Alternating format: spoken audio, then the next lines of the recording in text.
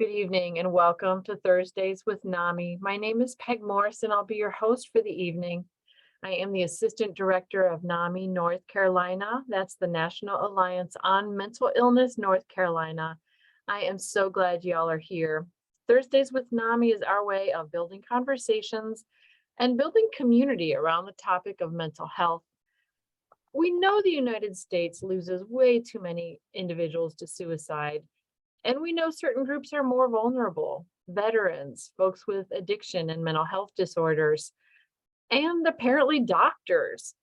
In a recent report on physician suicide, Medscape found that 47% of physicians are feeling burned out. Each year, 300 to 400 clinicians die by their own hand. That's roughly one doctor a day, which is nearly double the rate of the general population. I think I speak for everyone here when I say, what the heck is going on? Those are such high numbers. These are our role models for wellness in an ideal world, of course. And these are the folks we turn to for healing and wisdom. So tonight's guest, Dr. Nicole Washington, will be shedding some light on this issue. While completing a master's degree in public health, she noticed and was stunned to learn that doctors are twice as likely to die by suicide compared with the average bear. Later, she was honored to find that when health professionals were ready to seek treatment, they came to her. While caring for clinicians, Dr. Nicole learned the importance of discretion. She saw case after case of frontline burnout and compassion fatigue. What do these things mean and how can we help? We'll be taking a deep dive in just a moment. As usual, the first part of our show will be an interview with our guest. Then we'll show a video of the week about halfway through, and we'll spend time taking questions from you, members of our virtual studio audience, live and on Facebook. Now, a word from our sponsors. Thursdays with NAMI is funded in part by the North Carolina Department of Health and Human Services, Division of Mental Health, Developmental Disabilities, and Substance Use Services through the Federal Community Mental Health Block Grant Fund. As always, we are grateful for their guidance and their support. Now, without any further ado, welcome Dr. Nicole. Hello. I am very happy to be here this evening. How are you? I am doing well. I'm doing well. Here in North Carolina, we're into the mild fall days, and those are my favorite of all time. So feeling grateful and cool. Oh, I'll keep my heat as long as I can. I understand that too. So we always like to know the background of our guests, what brought you here, what brought you to the focus, in this case, on physicians' wellness and mental health. Tell us about yourself in a nutshell. Whew, in a nutshell, I am originally from Louisiana and currently live in Oklahoma. Never thought psychiatry would be in the cards for me. I went into medical school thinking I'd do something really medicine-like and doctory, not psychiatry at all. Surprised myself when I decided to go into the field. Spent the first probably 12 years of my career after training working with those with severe mental illness, did the assertive community treatment program, the home visits, did the crisis unit thing. And then I thought, okay, it's time for a shift. And that is, as you discussed earlier, when I was working on my master's in public health and really became aware of the physician mental health crisis and thought, maybe that's something I could be a part of. And that really was just kind of the catalyst for me thinking, I could do that. I could focus my career on that and make a shift. And that is what I did. Okay. Well, I'm glad you did. It sounds like you're making a difference where it's truly needed. And so why do you believe the suicide rate is so high among physicians and psychiatrists in particular? Uh, Physicians are stressed. The system is stressful. The process of becoming a doctor, the process of it's pretty ironic that in general we are taught how to teach other people to care for themselves, but we are not always given the grace to take care of ourselves. Right. So, that ends up being a really big part of it. But psychiatrists and physicians are humans. And so just like people have depression, psychiatrists, other physicians, your family medicine doctor, your surgeons, your obstetricians, pediatricians, they're human. And so they're going to experience depression and they're going to experience burnout. Um, we are still getting to the bottom of, what is it about this system that is giving us these increase in numbers like this, double the general population. But it's a stressful career field to take on. Mhm. That does make perfect sense. As I was preparing for our conversation tonight, I found myself thinking about what it takes to get into med school, how you might almost have to be a perfectionist to reach that goal. And then that's a goal, it's a characteristic that is wonderful until it's not, I guess. Right, right. It's an impossible goal, right? Yeah. Like we expect ourselves to be perfect. Our patients expect us to be perfect. They expect us not to ever make mistakes and to not have anything bad happen.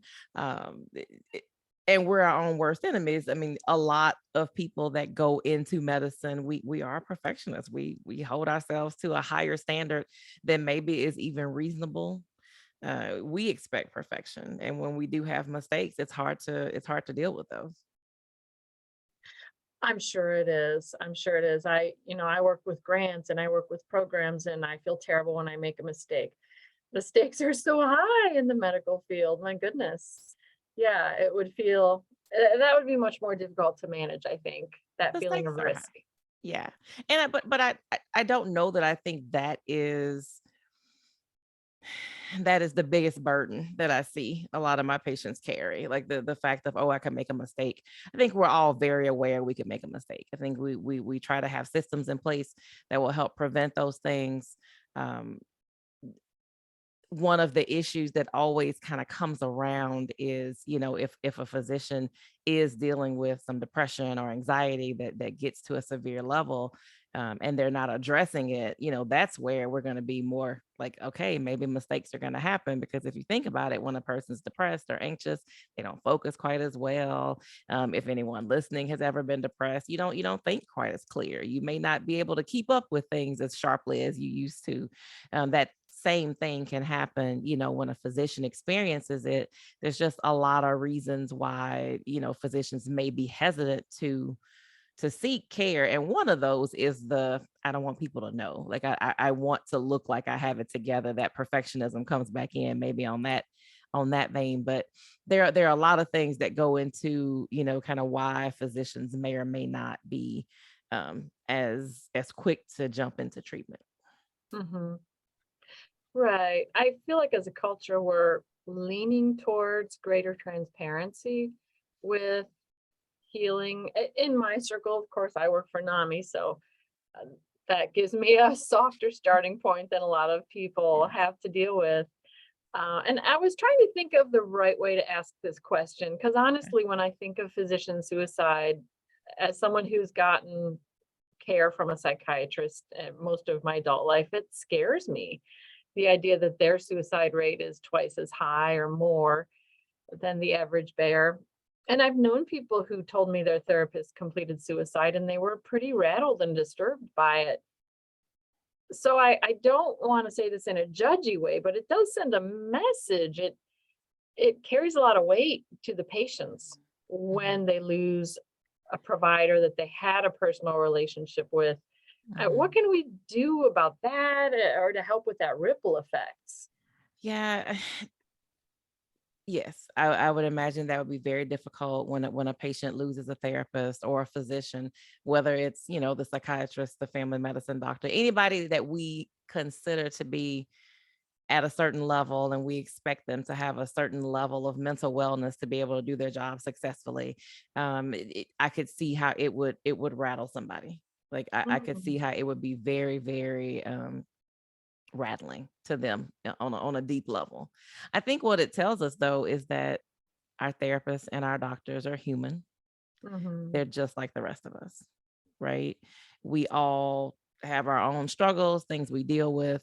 Um, I encourage anybody who experiences that to immediately seek a new person, because what I have seen is people will give up and they'll say, well, like, why am I trying if my therapist couldn't even kind of deal with Mm, things, or if my doctor couldn't, I'm just going to quit in treatment. Like, why do it? And I think if you are the loved one of someone who experiences that, you encourage them to continue in treatment and you encourage them.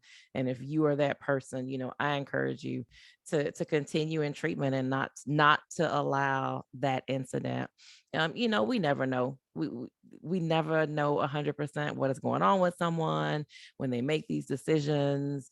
Once they're gone, we can't get those answers. It is just tough. And I mm, and I know it's scary, for a person to say, well, I mean, my doctor could be out here suicidal. How can they take care of me when they're not well themselves? Um, Again, I remind people we're all human. Everybody mhm, has their own things. I'm sure we have primary care doctors who may not be physically fit like you would think, who are giving you nutrition advice and telling you how to do, like, you can be an expert in something and you can know how to do it. You mhm, can know what to do, but it does not mean that you always do it. We know, I tease people and I tell them, we know hairdressers with horrible hair. We know mechanics with really raggedy cars. Sometimes just because we know how to do something doesn't mean we do it ourselves. I think as a society, we have a lot of do as I say, not as I do, right. mentality. And so I think that same thing can happen. And I just encourage people to remember that your doctors are human beings, and maybe some of the reasons that they don't seek treatment might then be something that we can start thinking about, like, why are they not getting the treatment they need? Maybe they were and it was just a battle that they lost, right? Maybe they were fighting just like you, and maybe that's what happened, but maybe they weren't, and if Right. if they weren't, then we have to think as a society, what are we going to do to make that a little easier? One of the reasons that doctors struggle, and I'm sure therapists and anyone who's licensed with a board struggle with seeking treatment, is the fear that their board is going to find out and their livelihood is going to be destroyed, right? Because medical boards ask very intrusive questions about, have you ever been treated for a mental health issue? And people find that very, very intrusive, and they're very worried about, like, is that going to stop me from getting licensed in this new state, or am I not going to keep my license, and am I going to lose my job? Those are really big deals when you've worked this hard and you've whew, incurred as much debt as most of us have to get to the point. When we graduate medical school, you have all these hundreds of thousands of dollars in debt, and you're like, I can't tell these people, I can't go get in treatment and have it be on my record. I can't, that's something that a lot of people worry about. But stigma affects all of us. So, I mean, as much as people say things like, oh, well, I don't, I want my psychiatrist and therapist to go get treatment. But if you really walked into your therapist's office and you saw your your psychiatrist or your kid's pediatrician or in that office, would you not kind of go, huh, I wonder why they're here? If you walked into the psychiatrist's office and your primary care doctor or your kid's pediatrician or your OB-GYN was in there, would you not think, wonder what they're doing in here?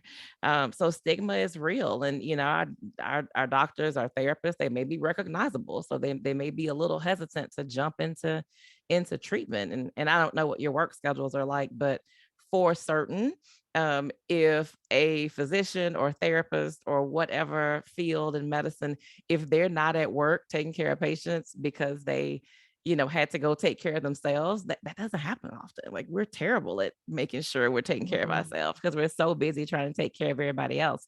So finding the time to be able to do that can also be difficult. So there's lots of reasons why they may not.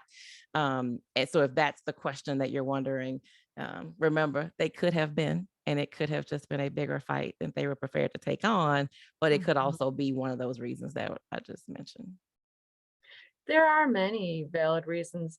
As you were talking, I remembered a conversation I had with my friend Frank Ayers in Toledo, Ohio, and he was a therapist like you who saw many other therapists and various clinicians, and he framed it as, we understand that cancer can be fatal, heart disease can be fatal, mental illness also can be fatal. I think maybe the medical model helps us. To me, that frames it in a good way, like, okay, we need to take the blame out of that anyways. And I wasn't trying to assign blame, but there is a feeling, uh, yeah, there is a feeling because it's a relationship and a treatment, a relationship where you talk about things and this person is giving you hope, and it's just complicated. Um, But it's a but fear yeah. too, right? Like, don't you think it's a fear? It's a fear of like, I look up to this person, and I think a lot of people tend to see their therapists and physicians as just kind of having it more put together than maybe they see it that way. And then when something happens to them, it's that fear of, well, gosh, if they couldn't handle it, how do I think I'm going to handle it? And that's why I Mhm. think it's super important to make sure you don't give up and that you do, move on to the next, and encourage people to do the same, because I think that's where you can get into a very dark place. But I get it. I mean, I think it's kind of fear, whether it feels judgy in the moment. I don't think it is. I think it's that, Mhm. it's just this fear of like, yikes, if you're not well, how can I be well? Right, that's a good point.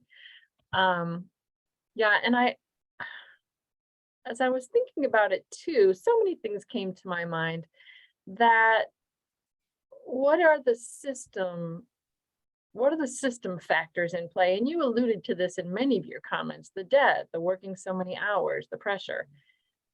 What could we do to create a work environment that allows for more mental health, that doesn't push people so very hard, like well beyond the normal capacity, I think, for most people to work and keep their mental health in a good place? Hmm.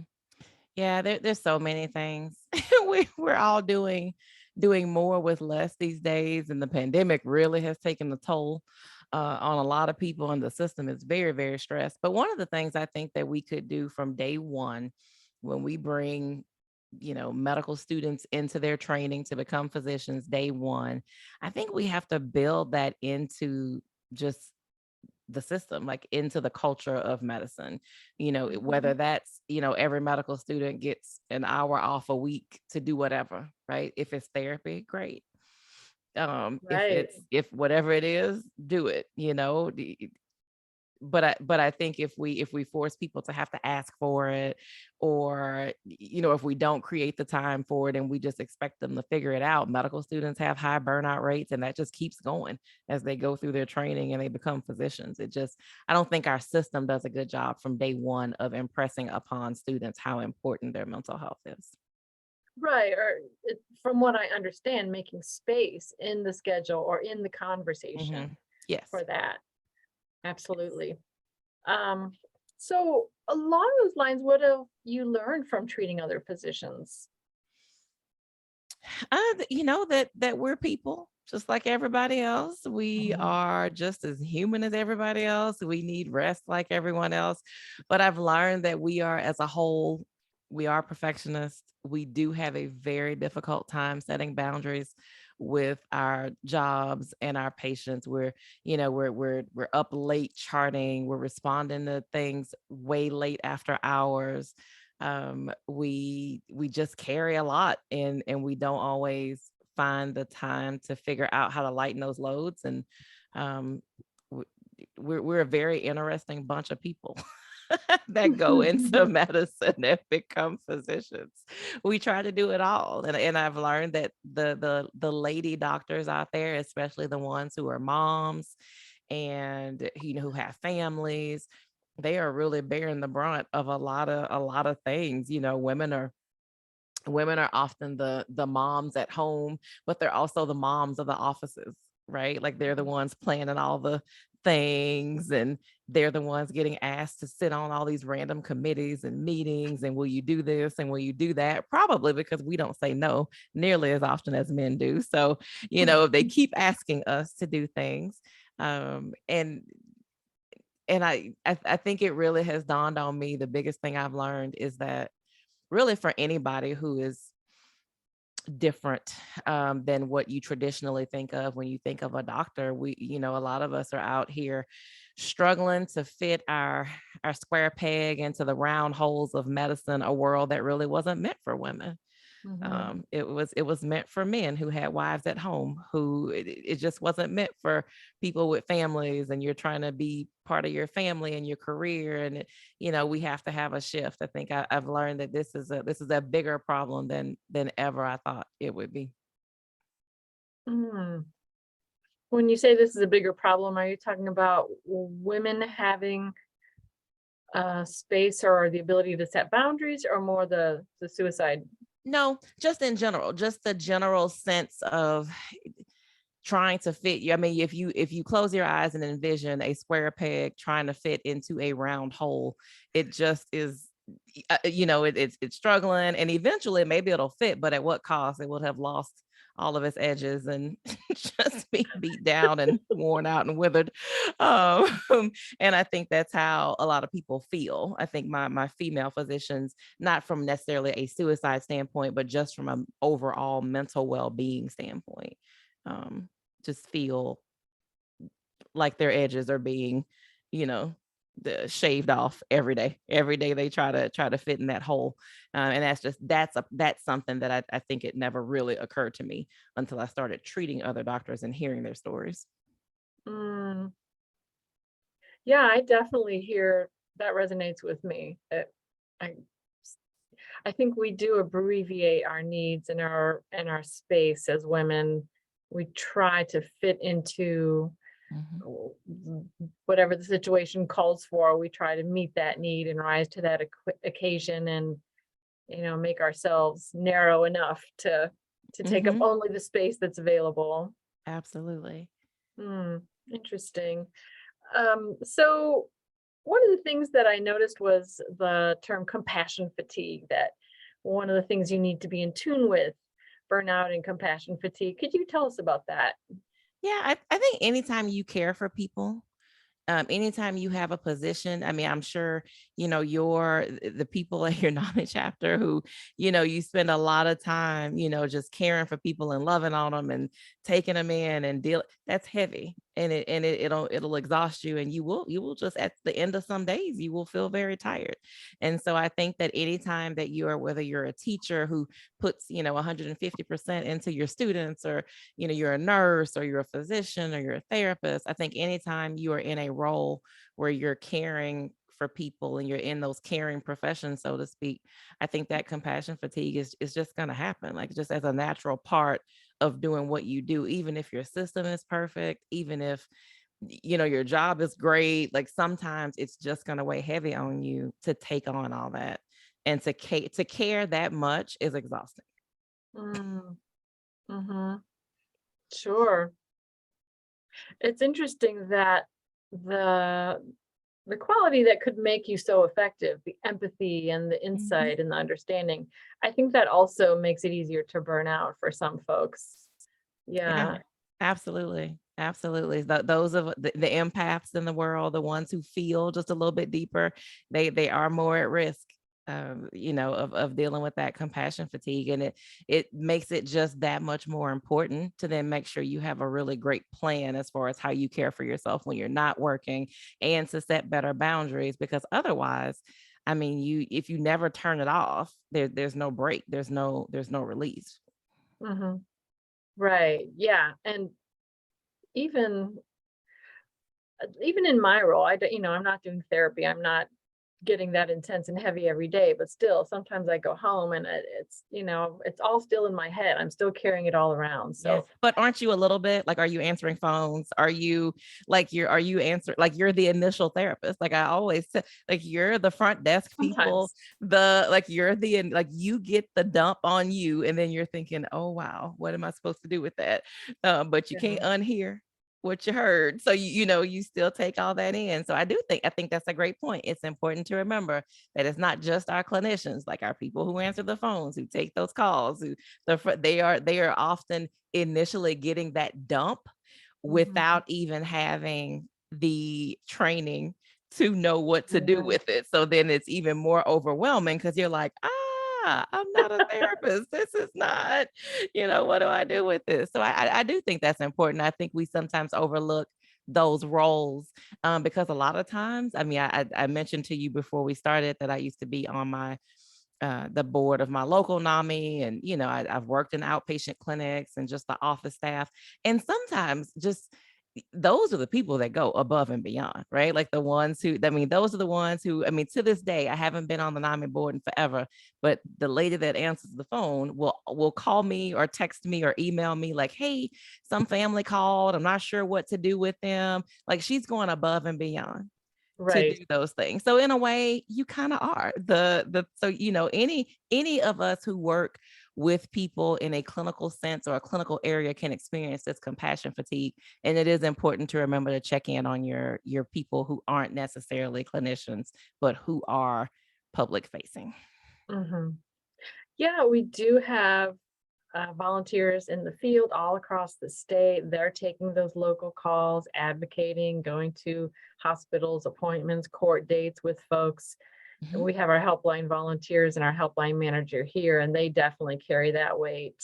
mhm, So you're right. It's a lot, and we all have to come together and kind of build a space where people can feel safe and get connected to the help that they need. So I also am very grateful to you and to all the grassroots folks who are doing that work. Um, so what you must have recommendations or thoughts for self-care for the clinicians you see. Are those the same as advice you'd give to a typical client? Are they different? yeah, they're the same. I mean, I don't I see mostly physicians, but I do see other professionals, attorneys, C-suite people, like people who've achieved a lot in their careers. And really a lot of the issues are the same. A lot of our industries are just asking us to do more with less. Right. And they're just kind of expecting that the norm is going to be that we're going to work way above and beyond whatever your set hours are supposed to be, and we're just going to be available and respond to emails and do all these things. And so really it's about the same. Like I think most of us could probably set a little bit better boundaries with our workplace, and it may require some systems things, right? It may be that you have 5 people who are answering phones after hours, but why do you need 5? Like, why can't they rotate and one of them answer the phone after hour, to give them time off or something like that? Sometimes we just don't think about, system things we can do to kind of take some of that load off of people. I usually tell people that if you think about it, everything that's important to us today is on a calendar. Like everything that's important to me is on my Google Calendar. It's color coded, me, my husband, my 2 kids. I have like 3 email addresses, but they're all on there, right? Mm. The one thing that sometimes doesn't get on there though is me. Ah, I don't no. always get on there. And most people, it's them. They have everything scheduled, all the kids' appointments, the husband, the wife, the parent they're taking care of. They have everything else on the calendar except themselves. And so I think it's important that we start to put ourselves on the calendar because everything that's important to us is on our calendars. Sometimes it feels a little disingenuous to people in the beginning, but I think self-care is more than, massages and facials. Those things are great. Nice vacations are great. But if you don't have better boundaries with your life, and especially your career, it will take you down. I mean, you can get a massage every day, but you're still going to walk outside and have to face all that crud that is stressing you, in the beginning. So, I do encourage people to really think of self-care as more of a pervasive thing. Like learning how to say no is a great part of self-care, and it makes your yeses so much more powerful when you learn how to say no to things and not just say yes just because someone asked you. Saying Mm. learning how to say no, things like keeping in touch with people that bring you joy. Sometimes we all have someone I can guarantee that we can think of that we have said for probably months now, I need to call them. I really need to catch up with them. Put them on your calendar. They don't have to know they were on your calendar, and you Mm. will call and you will have a great conversation. They don't have to know. that, oh, you popped up on my to-do list today, so I'm calling you. But put it on your calendar, right? The things that are important to us, put them on your calendar. If you have to put date night on your calendar just to remember, do it. Your Yes. significant other will not care that it was on the calendar. They don't even need to know that it was on the calendar. They don't need to know unless you share it. And then I, encourage you to find a private calendar that they can't see. But just, I think there are things that we do. I think if we put more things that bring us joy and help us relax, and if we take care of our physical selves and our mental selves, and those things are all much better for self-care than spa days and pedicures and things like that. Yeah, I'm hearing a lot of things that bring to mind continuity. A spa day every 6 months or every quarter, that's wonderful, but you can't play catch up with a spa day. Right. Yeah, Absolutely. yeah. I heard a rule of thumb recently that you should book 60% of your time on the calendar and leave 40% open. So if you have a creative project, or, then you might have a list of things that you can choose to do with your unscheduled time, depending on your obligations and whatnot. Yeah, that works for some people. I would say more of the type A people that I work with, if they have 40% open, they're just gonna fill it with work or stuff that's not like for them or Oh, fun. It's not gonna be. So I think you have to know who you are. And absolutely. you have to know who you are, and you have to know what to do with free time when you get it, because not everybody knows what to do with free time. We don't all know how to relax when we have that free time, so sometimes we have to plan it out until we can learn how to do it kind of more spontaneously. Otherwise, it won't happen. I hear you. Yeah, yeah, you have to know where you're coming from. Sure. All righty. So, what system or policy changes might reduce that work-related pressure for folks who work in healthcare? Yeah, I think we just have to look at the whole system. We have to get more people who want to go into healthcare again. I mean, we're losing people. We have to be able to recruit people. I think it's important to recruit people from everywhere. I think we need people from all walks of life. Um, in medicine, because the people that we're taking care of, I really think that healthcare in general, from front desk to nursing to physicians to therapists, I think the workforce should look like the population. So I think it should reflect the people that we're taking care of. And so I do believe that we need more bodies, and we need more people who actually want to go into healthcare. I Mhm. also think that anybody who's in leadership in healthcare should have to work a lower level job at least like once a month, once a quarter. So I think the CEO should, if they're a physician or they're at that level, they should go work like in their field of medicine in that clinic for half a day or for a whole day, like just to see what's going on. If you're not medical trained, I think they need to be at the front desk answering phones, like dealing with the Mm. people to see. Because I do feel like if more of our systems knew the realities of what people were dealing with, I feel like they would make better decisions. Mm. I like that. Yeah, I wish they could hear some of our helpline calls. Like, why can't I find housing, or why can't I help Mhm, my adult child find housing? mhm. Why is it taking 4 months to get an appointment? There are really pressing needs that it's so frustrating to answer these calls, and you're there to help, but the capacity in the system, the answers just aren't there. Yeah, yeah. Which adds to your compassion fatigue and adds to your burnout, because here you are trying to help people and you feel helpless because there's no resources. And so I mean that adds to some of the burnout that physicians feel, or that other healthcare workers feel. That's one of those burnout reasons there. Yeah, it definitely. I know a lot is being done and a lot of solutions are being sought, but yeah, for the We're right not now, there yet. woo, we are We're not not there there yet. yet. No, we're not there Yeah. yet. Um, so you kind of touched on this.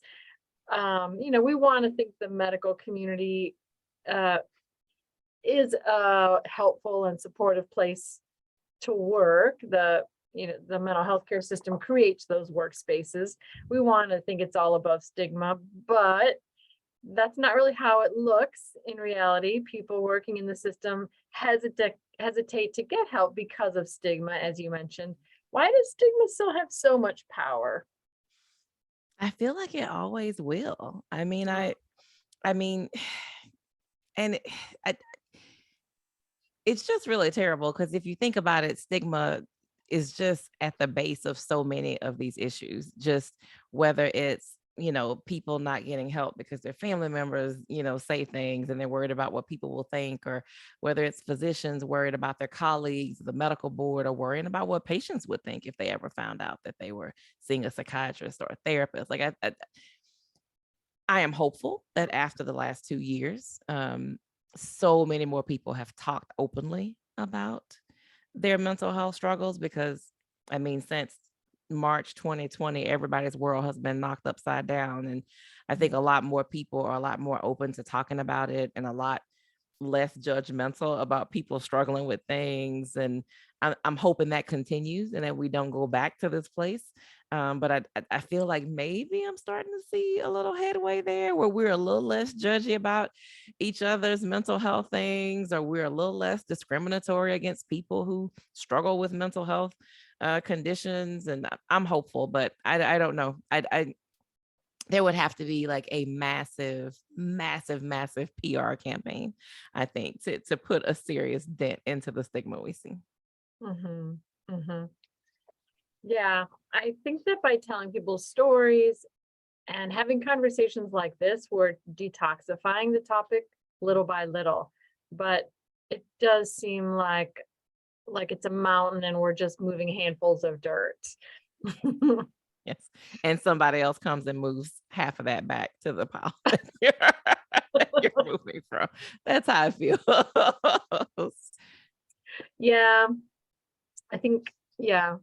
I find that if I focus on the conversations and the good things happening around me, I feel encouraged. If I look at the big picture, oh, it's less encouraging. I like Gary's comment. The alternative is to move no dirt. That's right. So we keep moving our little bits, we keep whittling away little by little.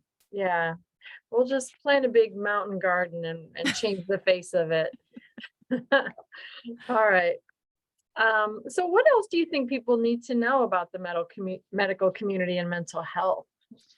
I would say be patient. I would say, so often and I get it. It's because a lot of times when we are seeking out medical treatment or mental health treatment, we're not in the best space ourselves. So when you're going into those situations, you aren't necessarily at your most forgiving space. You're stressed, whatever's going on. But I do think it's important to remember that whole office of people, they're also stressed. People run behind, and it maybe they ran behind because somebody had an emergency before you, and you would want them to give you that same attention, if you needed it, and that can happen. Sometimes when a person is not able to help you, it's not that they are jerks and just don't want to help you. Sometimes our systems are what make it difficult. um Mhm. I think just realizing that most of the people who work in medicine and in mental health settings, they're stressed. They're doing more. They're they're just having to deal with all the negative things from everybody, from the administrators, from patients, from everyone. So if Mm, I would say, one thing that you should know is that those systems are stressed right now. The systems just are not, they're just not running, most of them, at a point where everyone who works there feels like they're, firing on all cylinders and things are really a top-notch machine. Sometimes people have bad days, and sometimes the system is stressful, and sometimes patients are sick and you run behind, and it just may happen. So if I just could say be patient with people, be kind, mm, really just be kind. Even in your complaint about something, you can be kind, right? Like you can, in a very kind way, say, I've been waiting an hour. Do you Mhm. know when I will be seen versus yelling and cursing and calling people colorful names and things like that. Mhm. There's ways to deal with it. And I think if people realize how stressed and pulled tight the medical community and mental health communities were, maybe they would be a little kinder. Mhm. Yeah, I like the idea of extending grace. And it's Mhm. kind of the golden rule too. It's treating Mhm. other people the way you need to be treated because I know I have bad days where I get cranky and then I feel terrible. Um, so try to remember other people having bad days. They need a little space. They need forgiveness and hopefully we all can work for a kinder conversation, a kinder community around us. And Gary feels guilty now for getting upset at the eye clinic. I'm sorry, Gary. I'm sorry you had to go through that. What gives you hope? I kind of what I alluded to earlier. I think what gives me hope is that I feel like we're more open. I feel like we're approaching a space now where everyone's talking about their mental health struggles. People who we never would have thought would share something, people are sharing. People are showing up for treatment. I'm seeing more people who say, "Hey, I've never even thought about it, but now I'm thinking maybe I should." So that gives me hope. It gives me hope that I continue to see people. It gives me hope that I see young people who say, "Well, I am here. My parents don't necessarily believe in this kind of thing, but I am here." Mhm. And that gives me hope because I'm hopeful that we are breaking some of these generational curses that we've put on our kids about not seeking mental health treatment. And so that also gives me a lot of hope.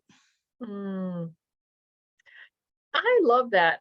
My perception with young folks is that they have a better grasp of emotional language, emotional Mm, dynamics, yes. self-knowledge, and self-awareness. I mean, when I was young, I don't even remember ever hearing EQ. I think I predate that. Mhm. Yes. Um, so that's encouraging, just that people are getting these basic tools, this basic understanding of Mhm. self-care and emotions. Absolutely. And I think this generation of new adults that we're seeing, they're just a lot more open to everything and everybody. They are a little less judgmental about mental health things. Yeah. They, are a lot more mindful of language and they're a lot more mindful, of how they treat other people. And it's really nice to see. Hmm. Absolutely. Do you have anything you want to add before we move to the video part of the show? I don't. This was so much fun. Thank you for having me. All right. We're going to shift gears just a little bit now. Before we move to our video, a big shout out to the folks working behind the scenes, our App State social work intern, Caitlin Rita, and NAMI NC Executive Director, Gary Kreitz. Psychiatric nurse Gail Pruitt is on vacation. So we miss her, but she's normally here every week and we appreciate her. Of course, thanks most of all to Dr. Nicole for sharing your evening and your expertise with us. Now for our video. Sometimes our conversations are heavy on Thursdays with NAMI, so this particular video is a little on the light side. This is our former NAMI NC mascot, Roxy Morrison.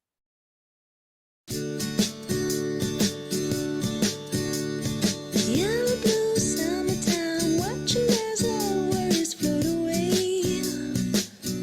Feels like everything's going our way. Feels like everything's going our way. Red and pink lemonade, killing time underneath the shade.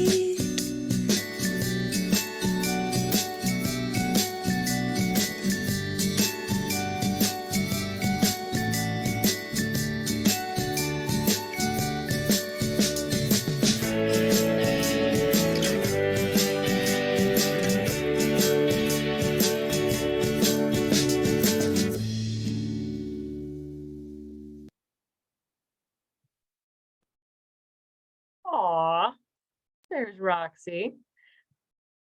I hope that came through all right for everybody. Now, let's see. We are ready to take time for your questions, folks who are with us live on Zoom and on Facebook.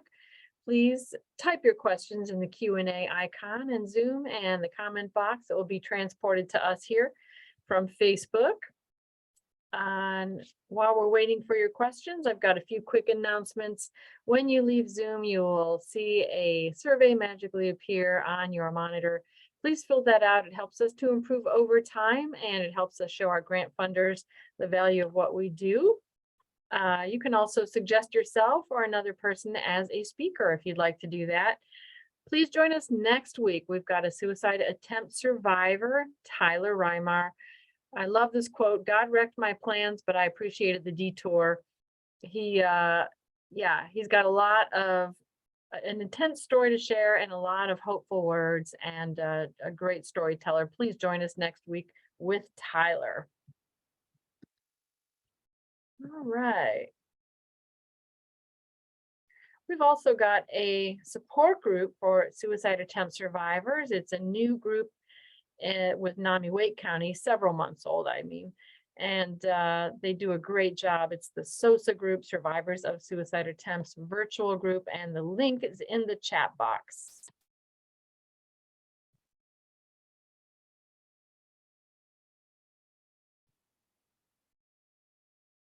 So you do a lot of public education as in your work. I know you're on podcasts, you're on other webinars. What drives you, I guess, in your work to do public education, to have so many conversations with peers? Um, what drives me? I enjoy teaching. I enjoy talking to people. I enjoy meeting people kind of where they are. Mhm. Um, I have lived across a variety of socioeconomic statuses in my lifetime. And I feel like that has put me in a position to be able to relate and communicate to a lot of different types of people. And so I enjoy that. Like I enjoy that. Like when you can share something with someone and they have an aha moment, like, oh, I get that. That makes sense. I didn't quite understand that before. Whether it's speaking, podcast, you mentioned podcasts. I do co-host a podcast with Gabe Howard on it's Inside Bipolar Disorder. So it's a podcast with a guy who's living with bipolar disorder and a psychiatrist. And we just talk about a variety of topics from both ends. That's been so much fun, because how often do you get a patient and a doctor kind of sitting in a room, so to speak, just having a conversation about random things, and people pick up on so much. People pick up on things. They send us messages. They tell us how much it's affected them, what they learned. To Mhm. me, that's, I guess, what keeps driving me, is because it's helpful. There's just so much misinformation out there about mental health stuff in general. So it's just nice to be able to kind of clear up some of that, for people, because there's so much out there that we share with each other that's just wrong, wrong, wrong. Right, right. Well, I love that you're out there, stepping away from traditional channels and just having normal conversations about mental health and, Mhm. making it personal with a real person and having those conversations. Um, Question from Gary: should psychiatrists be required to be in counseling, as in the psychoanalytic tradition? Apparently, Yeah. the first psychoanalysts had to complete the process themselves. Yeah. I know they do that with dialectical behavioral therapy too. hmm and back in the day, long before I was in a residency for psychiatry, but it was standard for psychiatry trainees to be in therapy. That was standard. I don't know if we'll ever get back to. I don't know if we'll ever get back to it being a requirement as part of training to do it. Um, but I do think that it should be something that is suggested and that you have the time cleared to do. So there's opt-in program and there's opt-out programs. So there's programs where you have to say, yes, I want that, and opt into having something. People are less likely to do that, I think, especially doctors. I think it should Mhm. be opt out. And really, I just think you should schedule the time and just say, here's your person. You can set up with them. I think we should at least create the space where it could happen. And what we've lost, we don't even have the space for. Right. So trainees don't get an hour a week to just go do therapy because they have patients to see or obligations or duties, and we just drive home whether we mean to or not, we drive home that kind of thought of taking care of the patients is more important than taking care of myself. When in reality, if I take care of myself, I can very likely do a better job of taking care of my patients. Mhm. I like the idea of having a default therapy. The default, the assumption is that you will get this Hmm. care, at least Hmm. for a while. Yeah. I always find it fascinating too, the way psychiatrists and therapists are portrayed on television, and that they have the therapist character and then they're seeing their therapist. How does that resonate with you or not? Well, I mean, it's probably one of the reasons that I said earlier that I had no thoughts I would do psychiatry when I first started medical school, because they kind of paint us as really odd people, who don't have a lot of social skills, or they paint us as almost just having a lot of pathology ourselves. And I just thought, ooh, I don't think that's what I want to do. I mean, I didn't grow up knowing a lot about psychiatry, so it was a surprise to me when I fell in love with psychiatry as a medical student. But yeah, I mean, I think they do us no favors by painting us as oddballs who very likely have disorders, each and every one of us, ourselves. I would love for them to make us a little cooler. I think that would be great. I like that. We need some rebranding. We do. We do. One image that I do like was, if you've ever watched the Sopranos television show, kind of an Oh, older one. him and his therapist. Yes. But even then, there was like a weird questionable boundary between the two of them. Like, can we just get an up and up mental health person who's not either sleeping with their patient or doing something very unethical slash illegal, or we can figure something out, I think. Yeah, maybe Billy Crystal and Analyze This. Maybe that's a better. I guess that doesn't make for good TV though, right? It doesn't, to have a just normal appearing psychiatrist with good boundaries, it probably doesn't make for good TV. Yeah, the drama factor is a little lower. Billy Crystal almost got killed, but he didn't. He survived. All right. Um, do you have any sort of closing thoughts? I see Gary asked me, what do I do for fun? Gary wants to know, Right. what do I do for fun? Gary, I am a foodie. So I am, like, I love to cook. I like to try new recipes, but things that are really labor intensive, like chopping things, making things from scratch. And it's almost therapeutic for me to do that. So I am a foodie. I take trips solely for the purpose of eating. Uh, I I just came support back from that. I just came back from Charleston, South Carolina for a Ooh, food weekend with a friend, and we tried new restaurants and did food tours. And um, I, I enjoy travel and I enjoy food, and so I am a foodie. But I'm a mom of a young adult and a teenager, and that's spending time with my kids is still actually fun. So I do yeah, enjoy getting to spend time with them and watch them as they grow into adults. I love that. Should I ask if you have to schedule that? My if you don't think my daughter's not all over my schedule, the 16-year-old, she is all over it. Let me tell you, she is all over, and I better put her on it so I schedule my things around her. Yes, she is on it. But you say that and you laugh, but my son is 20 and he lives in Virginia, and I was supposed to have gone to visit him by now, and I haven't. And when I talked to him last night, he said, I was sitting around thinking, like, Mom, when is she coming? And I whipped out my calendar right then, and I was like, okay, when can I put him in because I have to put Oh, these things in or I get overrun with right. other things. So yes, even that needs to go on the calendar, and I'm going to have to start January figuring out strategic times to go. It has to be on the calendar. Yeah, I'm the same way. If I don't make that intentional choice, this has to be blocked here. Mm-hmm. Absolutely.